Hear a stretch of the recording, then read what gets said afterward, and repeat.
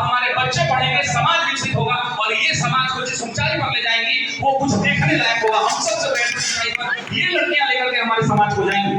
इसलिए इस बात को ध्यान रखिए। आप सब गार्जियन बैठे हैं, मैं 2-3 बातें आपसे कहना चाहता हूँ। मैं सब सुन लिया था, सभी लोगों ने अच्छा बोला। अनिल भाई ने तो धुआंधार बोला, मतलब मैं तो फैन हो गया, इनका पहले से फैन रहा हूँ। अब सवाल है कि ये हिंदी साहित्य के विद्यार्थी रहे हैं और हमको जब भी मुस्कुराने का भी मन करता है तो उनको फोन कर लेते हैं कि भाई वो वाला कहानी हमको सुना दी। तो मैं 1-2 बात आपसे कहना चाहता हूँ, बहुत सुदूर की बात। जानते हैं आज के सिस्टम में, दिल पर मत लीजिएगा जितने भी माता पिता बैठे हैं, जितना दोष बच्चों का है उससे ज्यादा माता पिता का दोष है और ये कारण है कि उनके बच्चे आगे नहीं बढ़ पा रहे। हो सकता है देखिए ये खामोशी बता रही है कि जितना दोष बच्चों का है उससे ज्यादा दोष इन माता पिताओं का है। माँ बाप अपने बच्चों से संवाद को बंद कर चुके हैं। आज कितने लोग आप में हैं जो अपने मम्मी के पास बैठकर आधा घंटा बात करते हैं? कितने लोगों के पिताजी हैं जो अपने बेटा बेटी को बुलाकर शाम को 15 मिनट का समय देते हैं? नहीं है साहब। इस भौतिकवादी दुनिया में बाबूजी भी मोबाइल पर लगे हुए हैं और बेटा जी भी मोबाइल पर लगा हुआ और बाबूजी उम्मीद कर रहे हैं कि बेटा बेटी टॉप कर जाए, ये होने वाला नहीं है। तो गार्जियन जो बैठे हुए हैं इस बात को समझ लीजिए। वो लोग गार्जियन बैठे हुए बुरा लग सकता है, लेकिन हकीकत ये भी है कि माता पिता, मम्मी मोबाइल चला रही है और बेटी को कह रही है तुम पढ़ो। क्या सीख दोगी तुमको? क्या सीख दोगी? मम्मी मोबाइल चला रही है, बेटी को कह रही है तुम पढ़ो, ये संभव नहीं है। तो अगर जो चीज आप कहते हैं ना कि जिस बदलाव को आप लाना चाह रहे हैं वो बदलाव सबसे पहले अपने आप में लाना होगा। तो माता पिता से निवेदन। और दूसरी बड़ी बात, ये बाबूजी लोग और मम्मी जी लोग ये एक ट्रेडिशन बदलिए कि बच्चा को स्कूल में नाम लिखा दिया, बच्चा स्कूल नहीं दे रहा है। आप याद करिए, ये सरकारी विद्यालय से निकले हुए अफसर हैं। मैं हजारों लोगों को जानता हूं जो सरकारी विद्यालय से बैठकर पढ़कर निकले हैं और अधिकारी बने हैं। मैंने अपनी जिंदगी में 7 नौकरियां रिजाइन किया 7 सरकारी नौकरी। मैं आपको एक बात बताना चाहता हूं, सरकारी स्कूल से लोग पढ़ के निकले क्योंकि उस समय विद्यालय लोग रोज जाते थे। मैं विद्यालय की व्यवस्था पर कोई टिप्पणी नहीं करना चाहता हूं, लेकिन मैं आपको इतना बोलना चाहता हूं कि उस समय बच्चे विद्यालय रोज जाते थे। मास्टर साहब लोग रोज बच्चों को पढ़ाते थे और बच्चों का रिजल्ट होता था। आप क्या करते हैं? बच्चा बेटा बेटी 10वां पास किया, दिल पे बुरा लगेगा, पटना भेज देंगे, दिल्ली भेज देंगे, कोटा भेज देंगे। अरे इस बात को समझिए कि आईएएस बनने वाले लड़के जब इंटरव्यू देते होंगे ना, रैंक 1 जब इंटरव्यू देता होगा, इंडिया में टॉप किया होगा आईएएस का, वो भी यही बात करता है कि 6वीं से लेकर 12वीं तक की किताब पढ़ लीजिए, आपका सिलेक्शन हो जाएगा। हम क्या पढ़ाते हैं भाई? हम वही पढ़ाते हैं जो उन किताबों में है।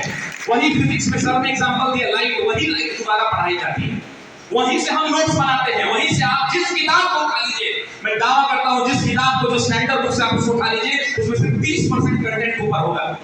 तो आप इस बात से दूर हो रहे हैं कि आप जो है अपने बच्चों को नहीं पढ़ा रहे हैं, उनको स्कूल नहीं भेज रहे हैं, उनको कॉलेज नहीं भेज रहे। 3 साल की ग्रेजुएशन डिग्री है, सर पर हाथ रखकर कसम खाइएगा जितने माता पिता और बच्चे बैठे हैं कि कितना दिन तुम कॉलेज जाके आप पढ़ेंगे, कितना दिन? तो किस सफलता की उम्मीद कर रहे हैं भाई? आपके पास जो ग्रेजुएशन की डिग्री है, आप कितना दिन कॉलेज गए हैं पढ़ने के लिए? हो सकता है कि मेरी बात बुरी लगे, लेकिन जब आप विद्यालय विश्वविद्यालय नहीं जाएंगे, कक्षाओं में अध्ययन नहीं करेंगे, मानक पुस्तकों को नहीं पढ़ेंगे, वो 6-6 महीना पर विद्यालय के अंदर में और विश्वविद्यालय में और कॉलेज में जाकर टेस्ट नहीं देंगे, साल भर first year, second year, third year का एग्जाम खुद से कलमों से नहीं ढूंढ लेंगे, तो आप किस सफलता की उम्मीद कर रहे हैं? ये सब भौतिकवादी सफलता है, ये नहीं मिलने वाली है अगर आप मेहनत नहीं करेंगे। तो इसलिए चेत जाइए, ये समय परिवर्तन का है। बिहार में शिक्षा व्यवस्था जिस हिसाब से बदल रही है, जिस हिसाब से मजबूत हो रही है, मैं बहुत आनंदित और खुश हूं इस बात को लेकर के। और मैं आप सभी लोगों से कहना चाहता हूं कि अपने बच्चों को ये कोटा, दिल्ली, बॉम्बे भेजने वाली व्यवस्था को करिए, मुझे उससे कोई आपत्ति नहीं है, लेकिन बच्चा के 12वीं तक के नींव को मत डोलाइए, क्योंकि 12वीं तक का अगर नींव मजबूत होगा तो बच्चा का जो इमारत होगा वो बहुत ऊंचा खड़ा होगा, अन्यथा वो नहीं हो पाएगा।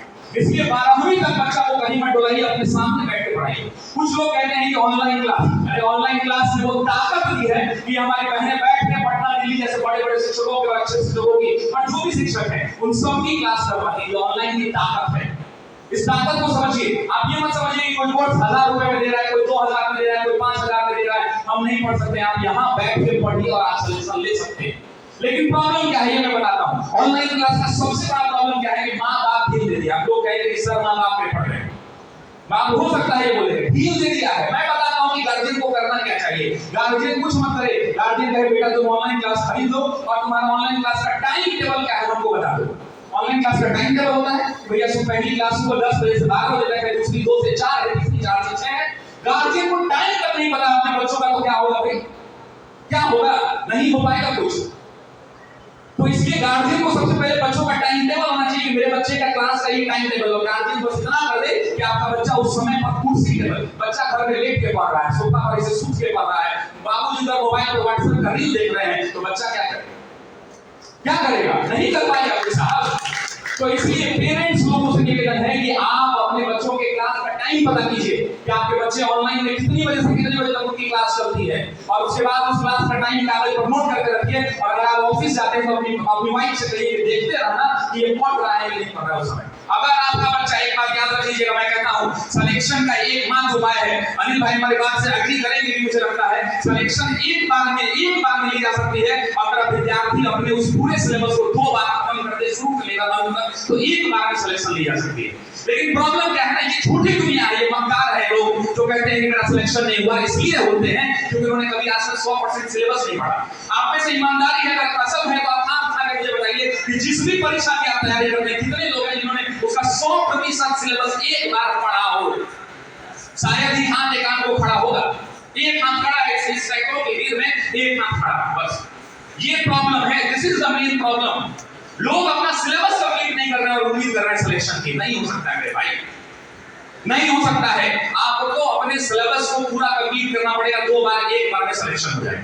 और ऑनलाइन क्लास की लाख बुराइयां हो सकती है, लेकिन एक अच्छा ये सबसे बड़ी बात है कि गुणवत्तापूर्ण शिक्षा जो है वाजिब कीमत पर गांव के स्कूल बच्चों को मिल रही है।